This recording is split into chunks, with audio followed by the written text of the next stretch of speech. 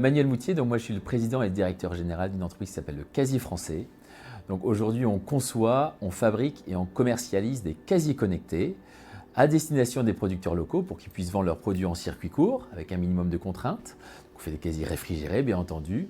Et ces casiers-là, ils sont fabriqués à Templemar, à 93% made in France et à 80% made in Hauts-de-France si je puis dire, parce qu'on fait du circuit court industriel. Donc nos casiers sont fabriqués dans un rayon de 30 km environnant notre site industriel.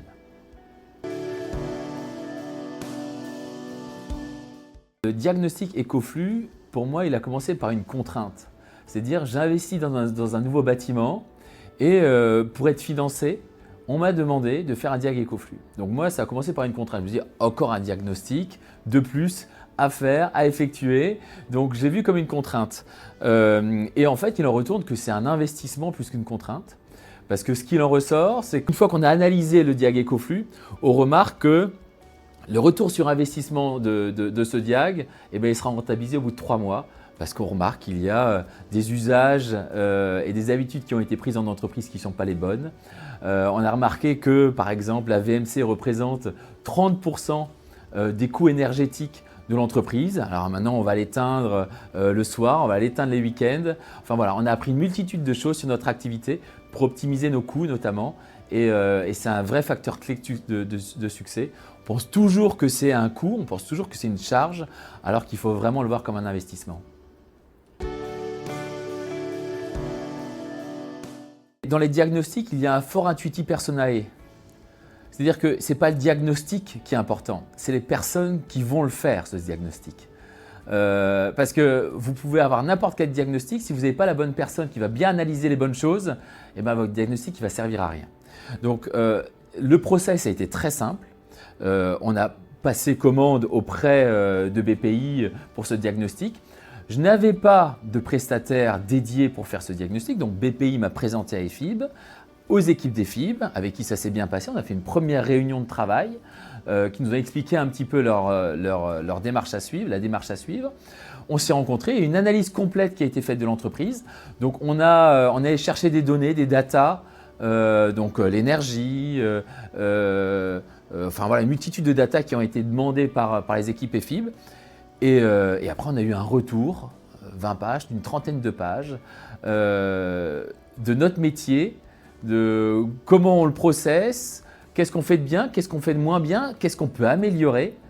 Et il en ressort plein de bonnes choses, et du moins des choses impactantes dès le lendemain. On a pu mettre en place des choses dès le retour entre guillemets des consultants EFIB, de telle manière à ce que ça puisse être tout de suite mis en production et tout de suite optimisé, que ce soit nos flux logistiques, que ce soit la gestion de notre énergie, que ce soit la gestion de nos déchets également. Enfin voilà, l'éco-conception, il y a plein de sujets qui tournent autour de ce diag Ecoflux. La première action, ça a été de sécuriser, du moins, on va dire, de structurer la partie énergétique de l'entreprise.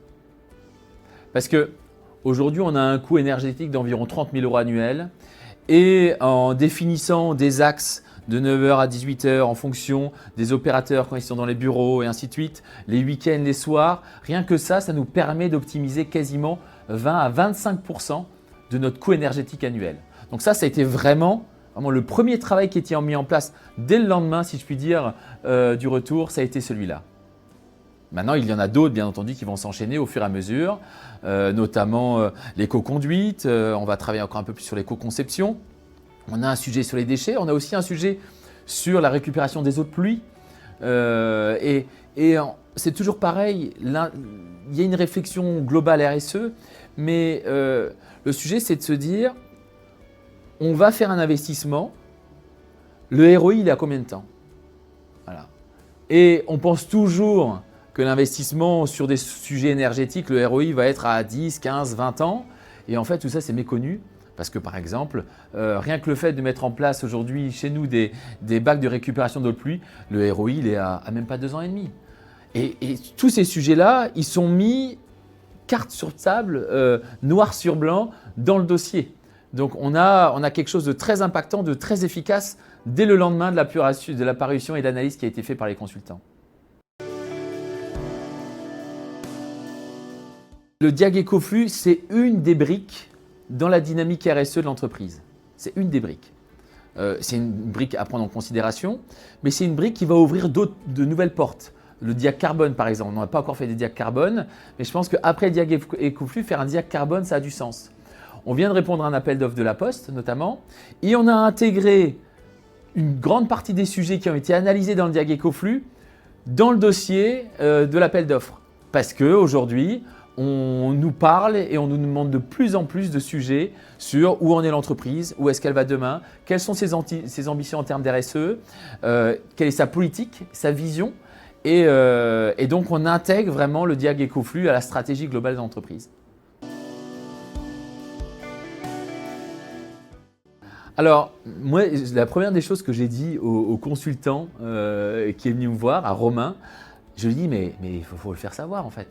Il faut le faire savoir que ce n'est pas une charge, que c'est un investissement. C'est la première chose que je lui ai dit en repartant, parce que voilà, j'étais quand même venu un peu avec des pieds de plomb en disant, bon, allez, encore un Diag de plus, et ainsi de suite, qu'est-ce que ça va donner et je suis ressorti de là en disant, mais faites-le savoir, parce qu'au bout du compte, il y a des pratiques qu'on a au quotidien. Et en fait, allez, on va même aller un peu plus loin, on ne prend pas le temps, on n'est pas expert. Et quand on ne prend pas le temps, et en plus de ça qu'on n'est pas expert, eh ben, il y a plein de choses qui passent à côté en fait. Donc quand on a un expert qui vient avec une vision un peu globale et différente de l'approche qu'a l'entrepreneur ou qu'a l'entreprise ou le dirigeant, eh ben, il vous sort une multitude de choses auxquelles vous n'avez pas pensé. Et donc, du coup, moi, j'en parle, j'en discute avec d'autres entrepreneurs, d'autres chefs d'entreprise en disant « Les gars, faites, parce que c'est un investissement et le retour sur investissement de la prestation, elle va être à 2, 3, 4 mois, ça va être rentabilisé. » Donc, c'est plein de bon sens en fait.